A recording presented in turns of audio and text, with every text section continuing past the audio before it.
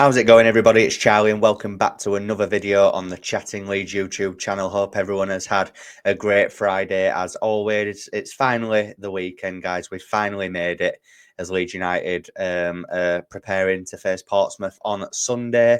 We're just going to be reacting to Daniel Farke's press conference today, along with me giving you what I think the starting 11 will be. But just before we get into it, as always, please make sure that you are smashing that like button. Please subscribe to the channel if you are brand new as well. Hit the notification bell. And of course, get all of your thoughts and opinions into the comment section down below. So, yeah, Daniel Farke did his pre-match presser earlier on this afternoon. Obviously, he was addressing team news. He was discussing the fact that obviously he had won February's Manager of the Month in the Championship, which I think was a given, that we won every single game and absolutely steamrolled some teams along the way as well. And obviously Dan James has been given the Player of the Month in the Championship as well. So both thoroughly deserved. As for team news going into this one, I'm just getting my notes up here. Obviously Adam Pope reported that Farke had said Patrick Bamford, who obviously had a hamstring problem, has begun training with the team. He, Max Verber, and Ethan Ampadu, who are out with knee injuries, will not be involved at Portsmouth. Same squad as the West Bromwich Albion game. So I think it's kind of cute of Farke that he still keeps mentioning Patrick Bamford when I think 99.9% of the fan base had forgotten that he exists. I think the only time that we are reminded of Patrick Bamford's existence in the Leeds United squad is whenever it's a press conference. The fact that he's back in training but still not part of selection tells you everything you need to know. Maybe they're just not rushing him because, let's be honest, even if he was firing before his injury, I don't see how Pat Bamford would even get into the team anyway, and there's no need to rush him because of the form of Joel Perreault. Joseph's not really in great form, but he's a decent enough option to replace Perreault should anything happen to him. Touch wood, he doesn't. But yeah, like I say, I think it's nice that Farke likes to remind us that Patrick Bamford is still alive and well. And obviously, he was full of praise for Dan James as well after he picked up the Player of the Month award, saying, as for his own award, as for his own award as Manager of the Month, he said he'll put it in the cupboard. I'd rather have Manager of the Year, maybe in 30 years' time, in front of the fire with a glass of wine. I will open it up and look at them. And, if anyone's seen the photo, just looking as happy as ever on the photo. He really doesn't like his photo taken, does he? Old Daniel Farke.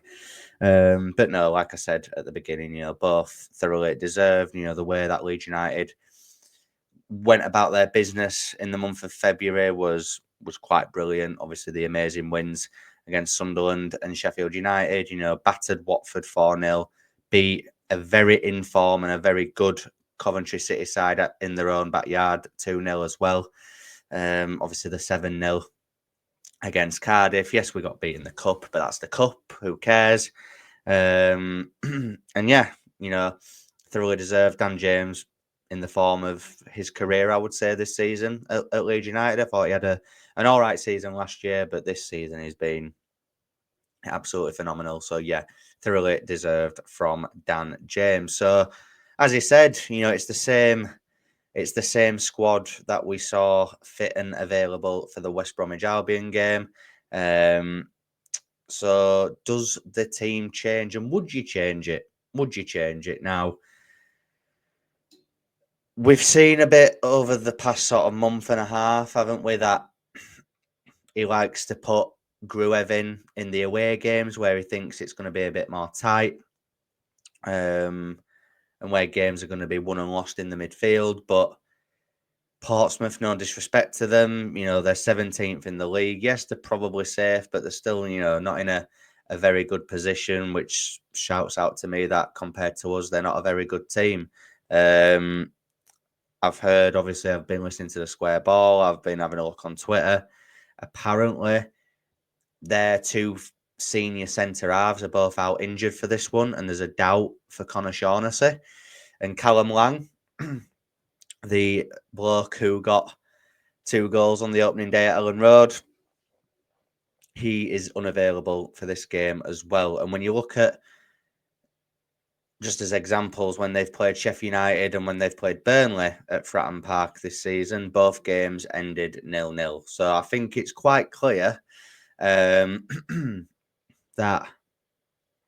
they're going to probably try and set up for the point and just try and get out of there fairly unscathed. You know, their next game after us is Plymouth, which is massive in that fight to stay in the Championship. So I think, not that they'll throw it, because I don't think they've come out and admit that, but this game probably isn't at their top of their priority list. You know, they know that Leeds United have got the far superior squad, you know, in terms of even just the starting 11, but what we can bring off the bench as well. So, yeah, I think this is a game that Leeds United should be attacking with their best possible squad out. And obviously, the reason why I refer to Gruev is that I don't think he will be needed in this game. I don't think he'll be needed to start the game anyway, maybe to see it out towards the end if we are comfortable in the game, which hopefully we will be, but you never know. But I think, you know, the way that, spoiler alert, the way that Rothwell and Tanaka can boss a midfield and are so on the front foot, I think they can really get at that Portsmouth midfield and cause them some problems. So that is the midfield that I would go with. So, you know, as you're probably going to predict, it's probably going to be an unchanged lineup for me, to the side that started the West Brom game last week. So that's, of course, Illan Meslier in goal, who I did feel at first when I saw the West Brom goal live, like at the ground, I thought it was his fault. But on reflection, I have to apologise to Illan Meslier because it wasn't. I don't think it was entirely his fault. I think the defence should have helped out Jayden Bogle at the back post a lot more. Speaking of Bogle, obviously he will be starting at right back again since probably December, or the turn of the year, has really come into his own. The start of the season, as you'll know from, like I said, I had a listen and a watch back to some of my old videos from the start of the season, and it was laughable, the things that I was saying. But again, at the time, it was valid. I felt Bogle did start the season quite poorly, and it did take him a while to fully settle in. But now he has. I think he's easily the best fullback in the league without a shadow of doubt. Well, best right back, should I say. Obviously, Joe Rodon and Pascal Struijk at centre half. Again, no real problem with them. I thought Struijk actually had quite a poor game against West Brom. I thought passing out from the back wasn't great. So hopefully it can improve in that area. But Joe Rodon has been an absolute brick wall for most of this season. Again, someone that didn't have the greatest of starts for a few games, but has really grown into his own. So yeah, really good to see that. And Junior Firpo, the best left back in the division, the false 3, false 9, whatever you want to call him.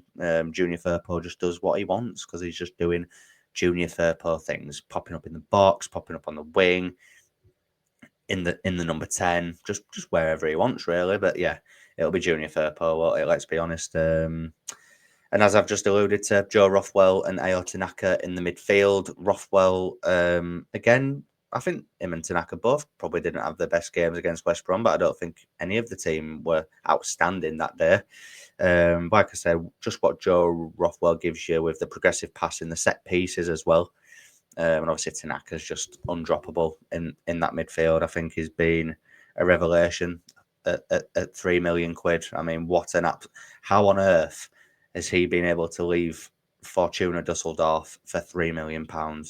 I will never know. But again, really happy that he did. The 3 in behind the striker, obviously Dan James on the right, Solomon on the left, Brendan Aaronson in the number 10. I mean, personally, I would change it at 10. And maybe not with the wingers, but, you know, we've seen in the last, you know, especially the Sunderland and Sheffield United games, when Joel Perreault drops into that 10 and Joseph comes on and plays as the 9, I think it helps aid Joel Perreault even more, and he's looked comfortable in that area as well. So that is something I would be looking to change. Do I think Daniel Farke will? No, because to be fair to him, and this is probably what he would be thinking, Aaronson has started every game in this Championship season, barring maybe the first one. I think because he come on against against Portsmouth at Ellen Road. He came on as a sub, didn't he? Where he equalised with a goal that he probably shouldn't have scored, and then one that he should have scored, he put wide. But yeah, I think other than that, he's started every game. So, and it's got us to this point where we're 3 points clear at the top, we're 5 points clear of the playoffs. So that's probably the argument that Daniel Farke would use, and it's fair enough. I guess it is fair enough. So yeah, Brendan Aaronson in the 10, and then Joel Pirot up top, joint top scorer in the division, most goal contributions in the division so far this season with 21, I believe. Again, I was watching back my old videos and I was saying that the Joel Pirot experiment has to stop now. I think that was after the West Brom game away when we drew 0-0, which was an awful game. But again, funny to look back on now, isn't it? Because boy, is he coming to his own as well. So yeah, that would be my that's my predicted 11. That's the 11 that I think Daniel Farke will put out for the game. Like I've said, it wouldn't surprise me if he put Gruev in, but I would be a bit disappointed. I think there's an opportunity here, to let Rothwell and Tanaka really go at that Portsmouth midfield. Because like I said, they'll be tucking in, they'll be trying to sit and catch us on the counter. We'll be having all of the ball. So you want your two best midfielders who are fit at the minute on the pitch at the same time. Like I said, maybe I would think about dropping Joel Pirot into the 10 and starting Mateo Joseph just to give Brendan Aaronson a rest. And obviously, I don't think he's been in the greatest of form since the turn of the year. But like I said, he probably won't. And that is that for this evening, guys. Hope you've all enjoyed this video. As always, please make sure that you're smashing that like button. Please subscribe to the channel if you are brand new as well, and hit the notification bell so that you're always aware of when content is out on the channel. And make sure you're letting me know your thoughts and opinions in the comment section down below. And I will be back tomorrow evening with a more in-depth preview for the Portsmouth game. I'll see you then. Cheers.